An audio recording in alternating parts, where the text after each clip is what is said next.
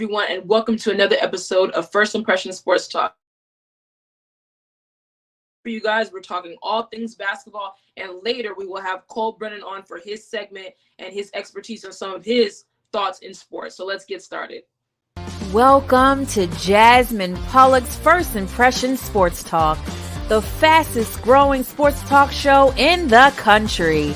And now, here's your host, Jasmine Pollock.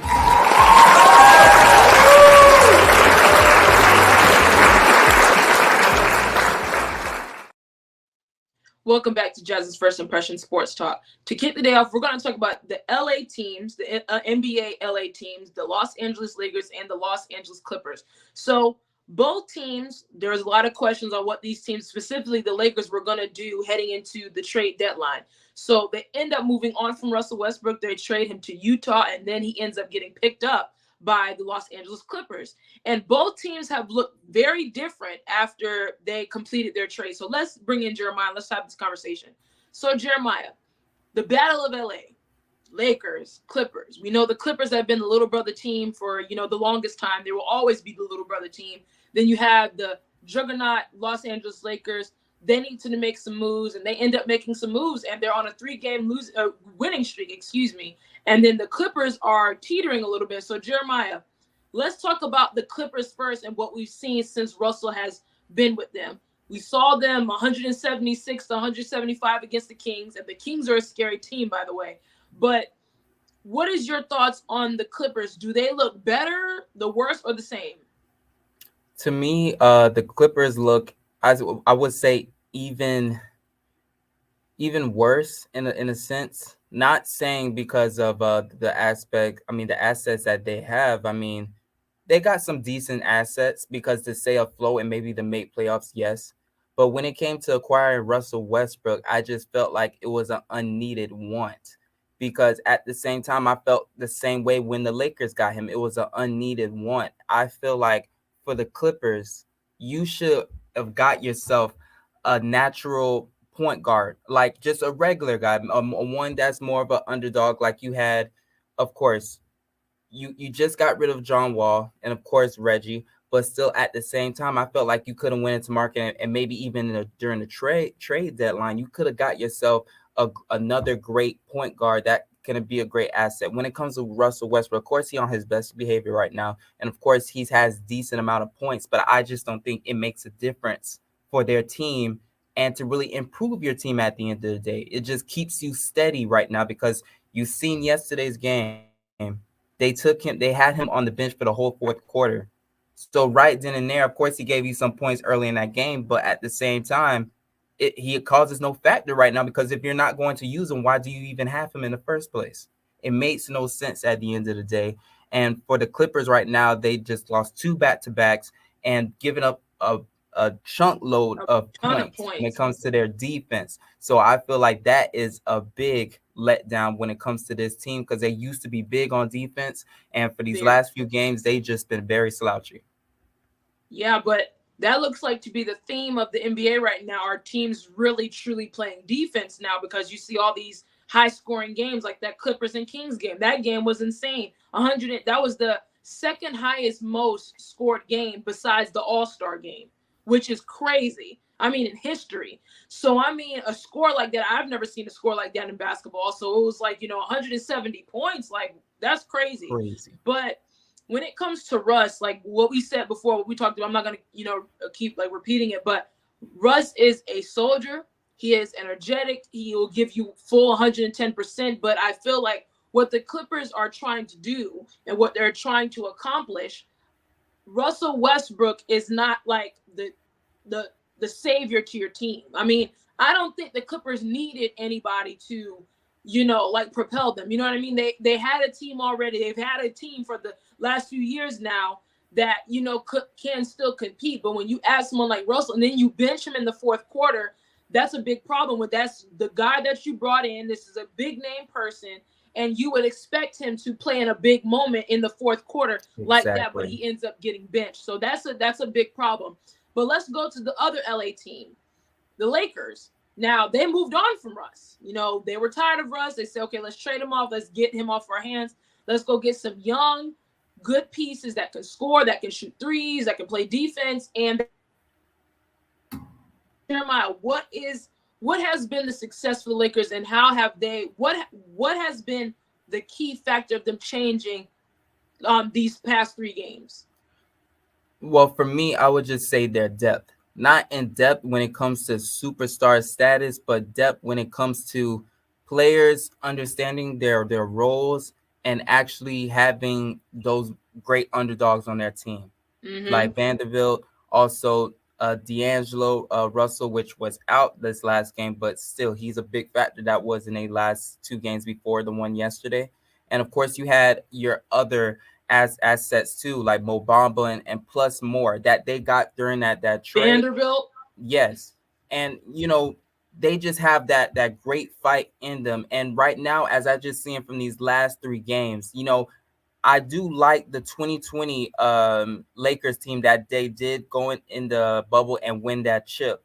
But as constructed right now, I think that this is the best structured Lakers that I've seen. Because from how deep this team is. Now, when it came to the bubble and everything else, of course, they stepped up in a big way, but there was inconsistency when it came to outside of the bubble, sometimes when it came to that Lakers team in 2020. But for this team right here, I just see the hunger inside them. Their defense is more railed up, and not to mention, they just have so many assets throughout this whole bench that they carry themselves in a great way.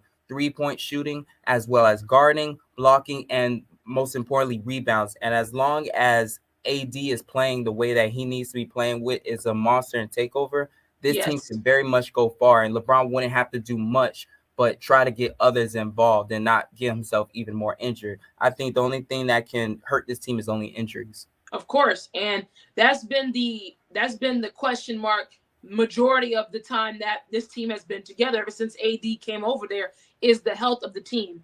I know LeBron, he had an ankle injury yesterday, so hopefully we'll monitor that and see what happens with that. But I said this morning on the radio show that AD is the key piece to this team, because if he's playing like this, getting those rebounds, getting those points, and doing things like that, and be like having those defensive moments that we've known to have him, this team is going to be dangerous. Because how Anthony Davis easily is a top 10, top 5 player when healthy, when playing like this. He's easily, because he is just a matchup nightmare for anyone.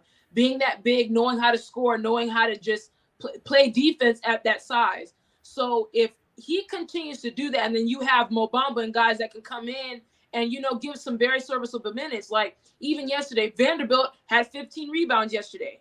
That's huge. I mean, we're talking about getting those rebounds, making sure your team gets those second chance points, gets those second chance possessions on defense, getting those rebounds and getting physical on the boards. That's really, really big. So right. For the Lakers right now, what I'm seeing is very good. Now, they still have a long way to go. There's still things they have to continue to do. But right now, how they've been playing these past 3 games, they've been very, very, very physical. They've been very fast. They have gotten younger, and these guys are making shots and different things like that. But now we're starting to see things starting to come into place. We're starting to get the rhythm, which is good. You're heading into the postseason. You want to look at the Dallas Mavericks. Before we go to break, let's talk about this Dallas Mavericks team. So the question is, Kyrie Irving, Luka Doncic together, how is that going to look? And now they're 1-3. So I don't think it's not Kyrie's fault that this is happening, because I think Kyrie's kind of taking a step back, because we all know this is Luka's team. But it seems like every time I look at, like we talked about, Luka play, I think he's a phenomenal player. He's playing at the highest of level in his young career right now. But my issue is with Luka. Every time I see him play, even the first half of that game yesterday, they're up by a large margin. He's doing this every time to the refs. Every time I see him, he's complaining to the ref. And it's like, all right, why are we still complaining? Like, the game's still going. His team's already down the field trying to the court to try to reset on defense, and he's complaining to the ref. So, Jeremiah, with this Dallas team, what do you see? What is the future of this Dallas team? Can they go compete for a championship? Can they make it to the Western Conference? Can they be one of the big threats in the West? To me, I don't really think so. I think they can make playoffs, maybe get to the second round, maybe, or maybe even Western Conference, but I don't have them going further.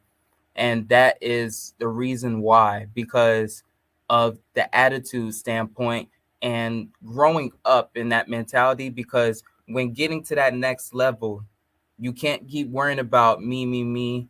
Oh, I'm not getting these calls. I'm not doing this. I'm not doing that. You have to play the game at certain points of time. Now, understand that certain refs are going to miss certain calls. Absolutely. But every single play, you cannot be going to them just having your hands up on why, or you're pounding on the side, or if your player is missing or makes a turnover, you cannot get down on them.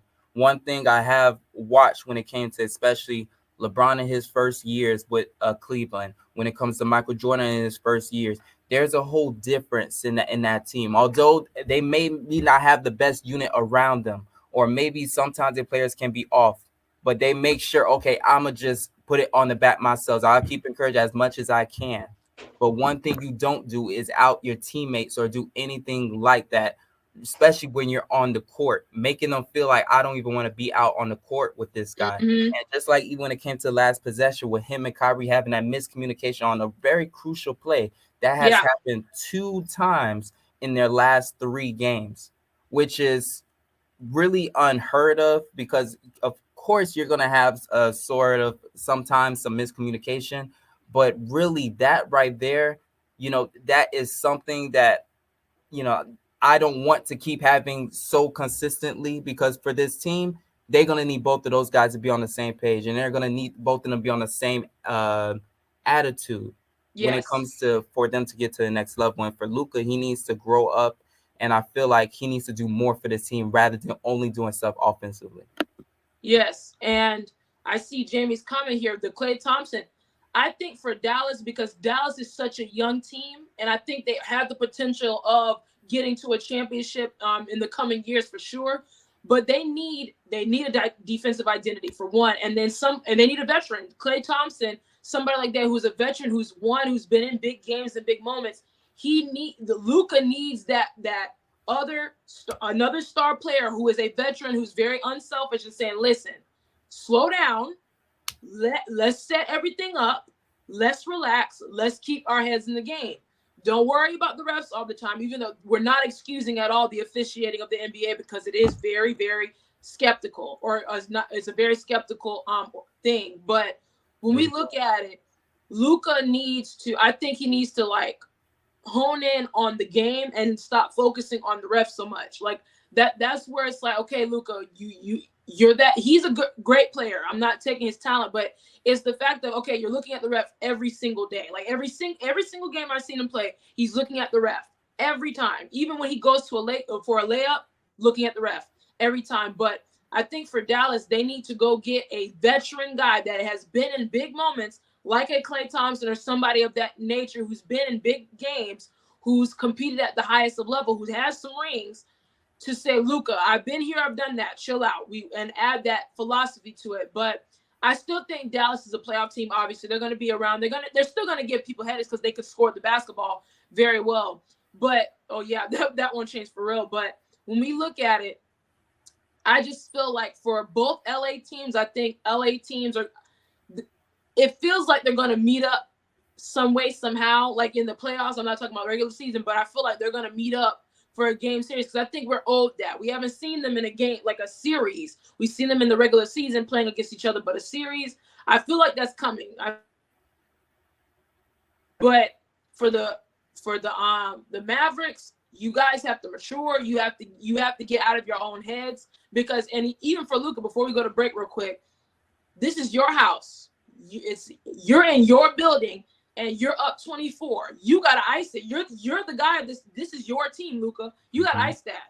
You have to say, no, this team is not coming back on my watch. No, we're not giving them any kind of momentum.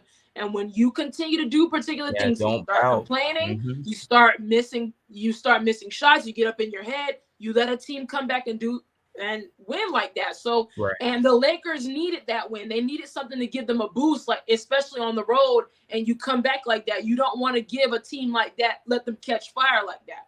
Exactly. But that that wraps up this segment. When we come back from the segment, we're going to hear some thoughts and reactions from Cole Brennan. He's going to give his little expertise on some of the topics he has. When we come back, we're also going to talk about the Iowa State hockey. Yeah, Caitlin, she is a dominant player, and I'm really excited for her because this Iowa team looks like it's going to be We'll be back. We'll talk about it.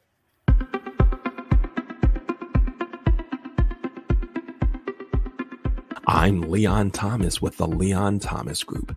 Podcast, virtual events, webinars, streaming shows, and so much more. We want to be your partner in all things virtual.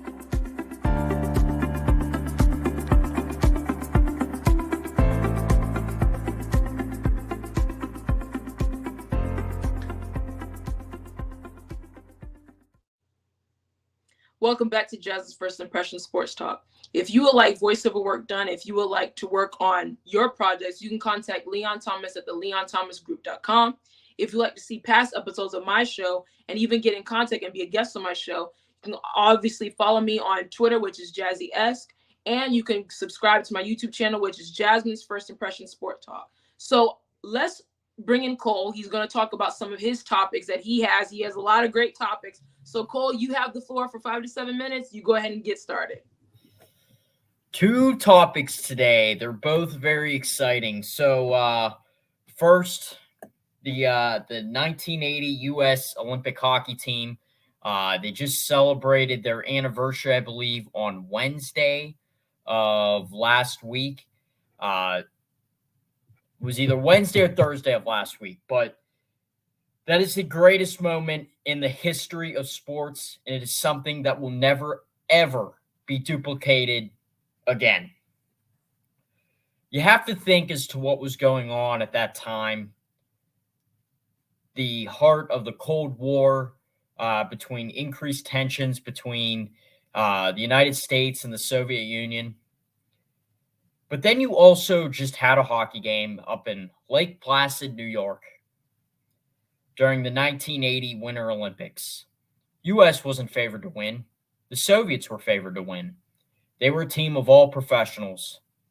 They were playing the NHL All-Stars. They were beating them like 6-2, 7-2. The U.S. really didn't stand a chance, but they somehow beat the Soviets. If you go and you just think to yourself, has there been anything like that in the history of sports? There hasn't. For the U.S. to go and to beat them, yeah, it was a fluke. They shouldn't have won. The Soviets did outplay them. The Soviets were the better team, but they still won. That's why it says in the movie Miracle, it was more than just a hockey game. That, as I said before, that moment in sports will never be duplicated with those events going on in the world between the Cold War, and then also a team of college athletes going and beating professionals. Just can never happen again. Now, moving on to the Penguins. Yikes. They might not make the playoffs. I was able to see the Penguin game live against the Oilers last Thursday night. It was the worst loss I've ever seen live. Hextall has done nothing. Has he woken up from his nap yet? I don't think so. He's been hibernating for the past 8 months. Someone might want to go and, wake up. Spring's around the corner. Trade deadline's a couple days, and he's done nothing. But they waived Kasperi Kapanen, which is just awesome. Kapanen sucks. That whole third line is garbage. Signing Jeff Carter was a big mistake. Hextall needs to obviously lose his job, but it's probably not going to happen until after the season. But, yeah, Penguins are struggling, and we'll see what they do this upcoming Thursday. But if they don't do anything, they're probably not going to make the playoffs. They have to try and find a way to move a little bit of more cap out and try and find a way to get a player. I would still sell because they have done so. You look at these teams like Tampa Bay, they just got Tanner Jeannot. Now, he's a third, fourth line player. They had to give up a first round pick, like a second round pick, a third round pick. So these teams are getting a lot back in return for third, fourth line players, which is why I think the Penguins should sell, because if they trade Jason Zucker or Jeff Petrie, maybe they get a first or second round pick, and that'd still be really nice. But that's all I got for right now, and I'm going to send it over to Jasmine and Jeremiah. Well, Cole, thank you for that, spiel about the hockey, because the Lightning, we had to send 5 picks for that player, so I was really excited about that. But the Penguins need to sell. I mean, it's just they came out hot earlier this season, and then I don't know what happened. I genuinely do not know what happened. But thank you, Cole. Thank you for your expertise, and we'll see you next week for more conversation about Pittsburgh sports and other topics. So, Jeremiah, the second topic of the evening, we're talking about Caitlin Clark and this Iowa State Hawkeyes basketball team, women's basketball team. So we sat down and watched 2 top 10 teams battle it out: Indiana Hoosiers, and we're talking women's here, and the Iowa State Hawkeyes. Now, Caitlin Clark, I've seen her before. I've seen people talk about her, but I finally got to sit down and watch her play. And when I tell you that girl is a dog, she is a dog. I mean, she had 34 points yesterday, and she hit the game winner against Indiana. So now Iowa's the 2nd seed in the Big Ten in the NCAA tournament. And I think they're going to be a team to reckon with her playing like that. And they have a lot of good role players that can, score, that can hit threes, that can rebound. This team is going to be dangerous. But Jeremiah, what was your reaction to Caitlin Clark's performance yesterday? Yeah, when it came to her performance, I think that it was a great one. Because I already said just earlier, when she came off in that first half, when it was almost to halftime, she started to get her stroke going. And I was just saying, as she was coming off of the screen, catching a ball, and she would knock down, and she was like, okay, I'm getting myself a rhythm. And that was bad for the other team, because you was seeing when we was watching the game yesterday, both teams were going back and forth. No team was missing shots. It was like 3-pointers, inside shots. I was like, is anybody, because everybody's playing tough defense, but it was just there. These girls was just shooting lights out. But the difference was how Clark just came in that second half. I just felt like they had no type of answers for her, especially driving in, coming around the screens, and she was just knocking down her shot. I'm not saying she's the same as Curry, but just I can tell that she studies the movements of Curry, going around certain screens and moving with the ball fluently and just letting the ball just stroke. And one thing just about that game where I thought it was incredible, because you would think that, Indiana was going to hold on. But Clark was like, no, I'm taking this game over. I'm she said nope. Down. She said not in my house, because they were in Iowa. They're playing in Iowa, and they were down by 3 with a few seconds left. And she shot it up, went in, and she iced the game after that. But she is a phenomenal player. And so the backstory was, she used to play basketball against boys growing up. And also when she was in high school, she played against the practice team a lot after they were done practicing. So she used to get that practice playing with the boys and getting physical. So yesterday she was not fazed about who was defending her. And Indiana kept sending so many different defenders on her, and it just did not work. She was passing. She was one of the best passers in the NCAA women's basketball thing ever. She's one of the best passers. And her vision was what set her apart in that game as well, because you have a lot of players that cannot see past, the first line of defenders. She's lobbing it all the way down the court. She's bounce passing. I mean, she did a phenomenal job. And not to mention, she was able to create her own offense. So she could go around the screen, And then she was just going up there. There was 3 Indiana defenders in the paint, and she still went in there and had, and one. She made her layups and just a lot of mid-range. She was all over the place. And when her team needed her the most, she showed up. But I want to say that women's college basketball needs to get a lot more respect than it does, because those girls can play. I mean, when we look at Carolina, obviously South Carolina is the team to beat because they won the championship last year. They've been in the conversation. You look at LSU, you look at Ole Miss, and then you look at Notre Dame. They're the number 1 seed in the ACC conference after Duke losing yesterday. So these girls can play basketball, and I can definitely. see, yes, and I can see Caitlin. She's going to be playing for somebody in the WNBA very soon, because she is 34 points. The girl scored 34 points, and she put the team on her back when Indiana, it looked like Indiana had the better team, but Iowa had the better player. And she showed out, and she showed up big in the crowd, and the crowd was in it from start to finish. That crowd was packed. But Jeremiah, let's look at the NCAA right now. March Madness is coming up. I'm really excited about it. What teams are you looking at that you're like, we need to watch out for? Well, when it comes to the women's, it has to be South Carolina. South Carolina being undefeated right now, being the team that out rebounds all of their opponents this year alone. And mind you, they're undefeated. Yep. So you're talking like 14-0. And they're the top dogs that went. But of course, they won last year. And they lost the year before that one, but they was right there in that championship. This team right here, they have a great coach on their side. She's a great coach for them. And also just dynamic players on their team, big inside players. And not to mention, they just give teams headaches every time they play them. They can score the 3 and they can rebound.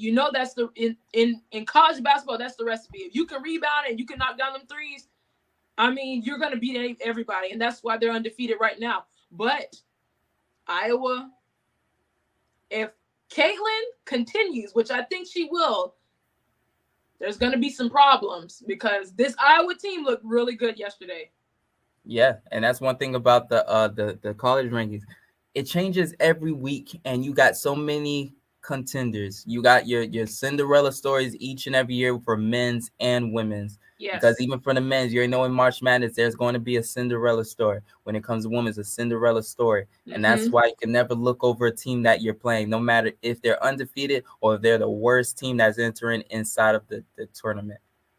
And I agree with that too, because, well, unfortunately for me, both of the Gators, because I'm a Gators fan, they're not anywhere in the conversation. So I have to find a team that I'm just going to, say, okay, I'm going to rock with this team for the rest of the tournament, because my Gators aren't in. So it's just, well, the Canes, yes, they're going to be in the conversation, but the Gators, we're nowhere to be found. So I'm just, disappointed. So it's just, I'm going to find a team. I like the South Carolina team for the women's. I like Iowa. I'm becoming a Caitlin Clark fan after seeing what she did. And like, actually sitting down watching her, not just, she's a beast. But that wraps up First Impression Sports Talk. Hopefully we see, what's going to happen with the NCAA tournament. I'm really excited for it. I think it's going to be always going to be competitive. These teams are going to go back and forth. Then, of course, the XFL week 2 kicked off. The Orlando Guardians are always